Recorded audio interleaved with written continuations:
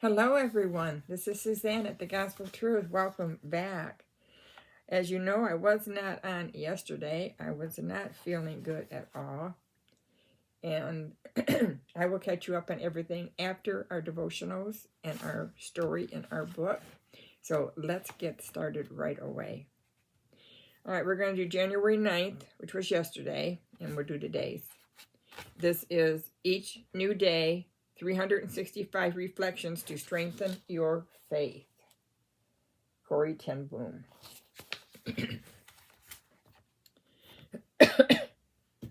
William Najenda, the African evangelist, said, "My life is like this ball bouncing on the floor. Sometimes the devil gives me a blow downwards, but at the deepest spot, Jesus is there, and he gives me a blow upwards so that I might come up higher than I was before. My soul clings to thee, thy right hand upholds me." Psalm 63:8. Lord, the devil is stronger than I am, but I know from the Bible that you are much stronger than the devil. And together with you, I am much stronger than the devil. Thank you, Lord, for that encouragement. Now, this means a lot to me because I've been experiencing a lot of pain the past few days. And I like that ball bouncing downward. Satan's trying to pull us down, but Jesus is in that deepest downward spiral, and he will bounce us back up really high. I think I needed to hear that. Okay, January 10th. William Najin continued, "One day the devil will give William a blow downward so strong that he will go all the way to the valley of the shadow of death. There Jesus will give William a blow upward so strong that he will come into heaven. The devil will say, 'Where is William? I don't see him anymore. Even though I walk through the valley of the shadow of death, I will fear no evil, for thou art with me.' Lord Jesus, thank you that you have overcome the forces of evil. We know that you will never let us down." That was 2 very good devotionals. Wow. We just really have to keep the faith, don't we? Can't let things get us down. Satan may have us down for a bit, but Jesus will come along and bounce us right back up. Sometimes so far, it will be in heaven. All right. We are on chapter 1. This is Corrie ten Boom, Tramp for the Lord. Some of you had said you're already liking it. The little intro we did, that, wow, you can't wait. You're excited. It's exciting to hear of someone's life and how they got through it. I think this is what draws us in. How did you get through all that? A strange place to hope. Rank upon rank we stood that hot September morning in 1944, more than 1,000 women lining the railroad siding. One unspoken thought among us: not Germany. Beside me, my sister Betsy swayed. I was 52, Betsy 59. These 7 months in prison and concentration camp, since we had been caught concealing Jews in our home, had been harder on her.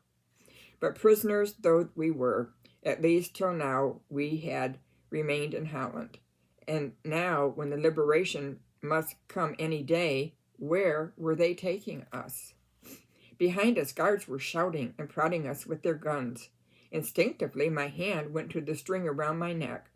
From it, hanging down my back between my shoulder blades, was a small cloth bag that held our Bible, that forbidden book which had not only sustained Betsy and me throughout these months, but given us strength to share with our fellow prisoners. So far, we had kept it hidden, but if we should go to Germany, we have heard tales of the prison inspections there. Kind of scary thought. A line of empty boxcars was rolling slowly past. Now they clanged to a halt, and a gaping freight door loomed in front of us. I helped Betsy over the steep side. The dark boxcar grew quickly crowded. We were pressed against the wall. It was a small European freight car. 30 or 40 people jammed it. And still the guards drove women in, pushing, jabbing with their guns. It was only when 80 women were packed inside that the heavy door slid shut and we heard the iron bolts driven into place outside. Women were sobbing and many fainted, although in the tightly wedged crowd they remained upright. The sun beat down on the motionless train. The temperature in the packed car rose. It was hours before the train gave a sudden lurch and began to move. Almost at once it stopped again, then again crawled forward. The rest of that day and all night it was the same, stopping, starting, slamming, jerking. Once, through a slit in the side of the car, I saw a trainman carry a length of twisted rail. Maybe the tracks ahead were destroyed. Maybe we would still be in Holland when the liberation come. But at dawn, we rode through the Dutch border town of Emmerich. We were in Germany. What an incredible, scary time. Being in these hot box cars, jammed together, people fading, sobbing, can't even fall down because they're so tightly packed when they fainted. And it's hot. I'm very, very hot. And that alone is huge to overcome. For 2 more incredible days and 2 more nights, we were carried deeper and deeper into the land of our fears. Worse than the crush of our bodies and the filth was the thirst. 2 or 3 times when the train was stopped, the door was slid open a few inches and a pail of water passed in. But we had become animals, incapable of plan. Those near the door got it all. Can you imagine being so thirsty you would probably almost kill to get a drink of water? And of course, the people in the front got it all. There was no plan for making sure everybody got a little taste. At last, on the morning of the 3rd day, the door was hauled open its full width. Only a handful of very young soldiers was there to order us out and march us off. No more were needed. We could scarcely walk, let alone resist. From the crest of a small hill, we saw the end of our journey, a vast gray barrack city surrounded by double concrete walls. Ravensbrück. Like a whispered curse, the word passed back through the line. This was the notorious women's death camp itself, the very symbol to Dutch hearts of all that was evil. As we stumbled down the hill, I felt the little Bible bumping on my back. As long as we had that, I thought, we could face even hell itself. But how could we conceal it through the inspection I knew lay ahead? It was the middle of the night when Betsy and I reached the processing barracks, and there, under the harsh ceiling lights, we saw a dismaying sight. Each woman reached the head of the line. She had to strip off every scrap of clothes, throw them all onto a pile guarded by soldiers, and walk naked past the scrutiny of a dozen guards in the shower room. Coming out of the shower room, she wore only a thin regulation prison dress and a pair of shoes. Oh, no. What's Corey going to do? She's got this Bible on her back. Everybody's having to strip naked and go through this ritual.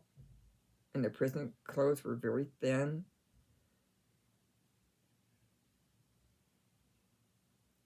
Our Bible. How could we take it past so many watchful eyes? Oh, Betsy, I began, and then stopped at the sight of her pain-whitened face. As the guard strode by, I begged him in German to show us the toilets. He jerked his head in the direction of the shower room. Use the drain holes, he snapped. Timidly, Betsy and I stepped out of line and walked forward to the huge room with its row on row of overhead spigots. It was empty, waiting for the next batch of 50 naked and shivering women. Oh, can you imagine the humility, being stripped naked, going in these cold showers? They're just shivering deeply within their soul. Oh, man, I don't like to shiver. I don't like to be cold. A few moments later, we would return here, stripped of everything we possessed. And then we saw them, stacked in a corner, a pile of old wooden benches crawling with cockroaches, but to us, the furniture of heaven itself. In an instant, I had slipped the little bag over my head and along with my woolen underwear, has stuffed it behind the benches. Smart. Way to go, Corey. And so it was that when we were herded into that room 10 minutes later, we were not poor, but rich in the care of him who was God, even of Ravensbrook. What a great attitude. I think attitude is key in life. How we look at our situation, how we look to God, and how we get through a lot of situations. And here, she's saying we're rich in the care of him. Are you rich in the care of God? Always, through everything. Of course, when I put on the flimsy prison dress, the Bible bulged beneath it, but that was his business, not mine. At the exit, guards were feeling every prisoner, front, back, and sides. I prayed, "Oh, Lord, send your angels to surround us." But then I remembered that angels are spirits, and you can see through them. What I needed was an angel to shield me so the guards could not see me. Lord, I prayed, make your angels untransparent. How unorthodox you can pray when you are in great need. But God did not mind. He did it. God is powerful. He can do anything, and we must never, ever forget that. Outside the building was the second ordeal, another line of guards examining each prisoner again. I slowed down as I reached them, but the captain shoved me roughly by the shoulder. Move along, you're holding up the line. So Betsy and I came to our barracks at Ravensbrook. Before long, we were holding clandestine Bible study groups for an ever-growing group of believers, and Barracks 28 became known throughout the camp as the crazy place where they had hope. Yes, hope. In spite of all that human madness could do, we had learned that a stronger power had the final word, even here. This was reprinted by permission from the Guidepost magazine, 1972. Now, hope, in spite of all that human madness could do. We need to let that sink in, don't we? All right, that's the end of chapter 1. When we come back, we will be doing chapter 2. Wow. Now Corey's starting to go more into detail exactly what they suffered and how they're getting through it and how she is tramping for the Lord. And we must never give up hope. God is with us even to the point of death. When it gets so bad for us, he'll take us up to heaven when it's our time. He has an appointed time for each one of us. And he has a path for our life for us to follow. And we must keep hope and faith alive. Love, hope, and trust. And I am learning a great deal from Corey. We've been having it really rough. Ron, migraines are every day. He has really tough mornings. His body hurts all over. He's did pass some blood from having the stent put in. I'm waiting for a call back from the surgeon to schedule his surgery to get the kidney stones out. And tomorrow he has a dental appointment. We don't have dental insurance, but he's had this really bad canker sore, like right down in here, and he can't get rid of it. We've done everything, and we went to this dentist before, and he gave him some mouthwash. It helped for a little bit, but the canker sore is still there. So I'm praying that, there might be a little bit of surgery involved, and, that could cost quite a bit of money, but, we're thankful we have the money. We're not thankful that we are going to spend it in that way, but I guess it's a good thing because it hurts when he eats, and that's not pleasant. And then dealing with his headaches and his body hurting all over is just, it's been a roller coaster for both of us. Yesterday, I spent half the day in bed just crying and telling Ron, I don't want to live the rest of my life this way. How am I going to manage? And my husband said, you got to have faith. You got to keep that hope, and not give into it. And I think that's the biggest thing, is not giving into it, because if I break down, I'll not stop crying. And I have things to do. I have my devotions and chapters to read, and I want to get back into my crocheting, and I just need to get things set up and just do it, no matter how I feel. I do have an appointment today at 1 o'clock to get that second opinion from an orthopedic specialist. My knee hurts constantly. Nighttime, of course, for everything is worse, because your body, from what I understand, your body is healing at that time in the evening, and you're going to feel the pain more increase. And I toss and turn all night trying to position my knee. My knee will wake me up in pain. During the day, it gets so bad that all I want to do is crawl in bed, turn on my electric blanket, and just lay there and pray to the Lord. But, it's hard, because Ron is unable to take out the garbage. She's unable to help with a lot of things around the house right now. But that's just where it is. So I am kind of doing double duty. But my daughter, she is going to come over today at 2 o'clock, and she is going to help me take out garbage and to go grocery shopping. I can sit in the cart with her, and she can put the things in the cart. And even when I take the cart, it's getting up and down, reaching things. You have to get out, get it, put it in your cart, sit back down, and that can be quite stressful. So my daughter gets after me. She says, Mom, you got to call me. Between Adam and I, we can help with this stuff. Don't you do it all. You guys have got help. And Ron feels bad because he can't do as much as he'd like to do because of his headaches and his things. And I just tell him, hey, when I had knee surgery, you were there for me. That was a long haul. And you helped me every day, even when you didn't feel good. And I said, now it's my turn. It's kind of who's in pain the least gets the duty. Sometimes that's just the way it works out. But I'm praying, and I'm hoping that I get answers today. I think that there's a pinched nerve, and I'm hoping that they can go in there, and there's a needle thing they can do that will calm it down. There's even an implant they can put in if it turns out to be nerve pain that will short circuit those nerves, and I won't feel the pain. So, so far, going to the hospital is kind of a wash.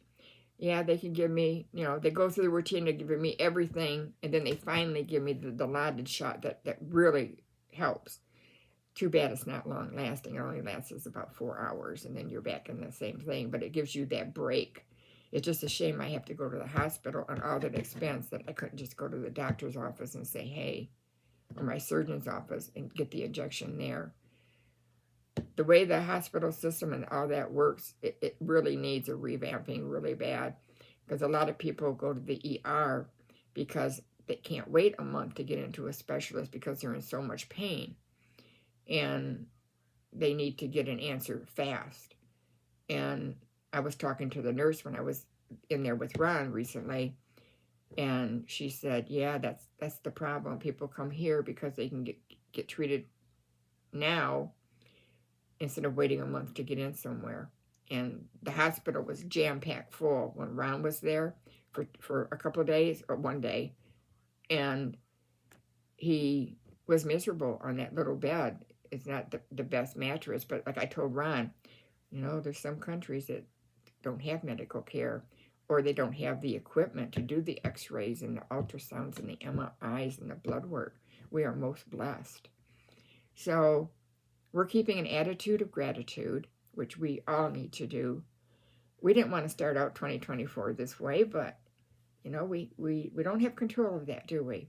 We have to push forward, and, okay, my ball is bouncing more downward now than it is upward, but the Lord will send something my way. That little bouncing ball did me in, that, yeah, you're right, and Jesus is going to shoot me upward. Maybe it'll be so upward I'll be in heaven.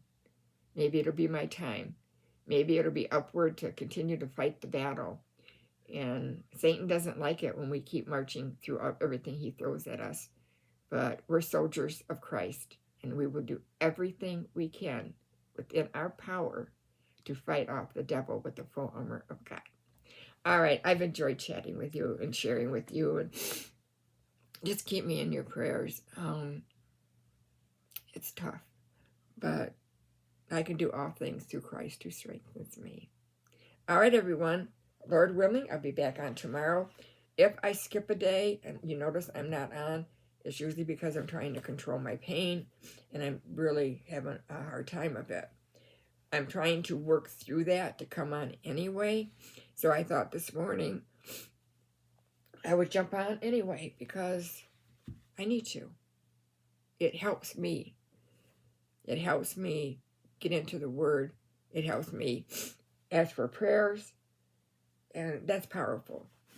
And Mama Sue, today is the day I'm going to the post office to get your package delivered.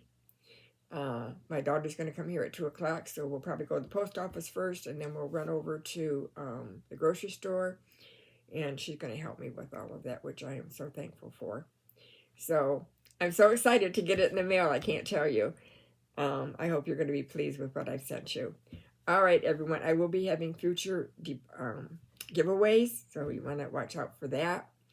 Thank you, everybody, for tuning in and spending a portion of your time with me at The Gospel Truth.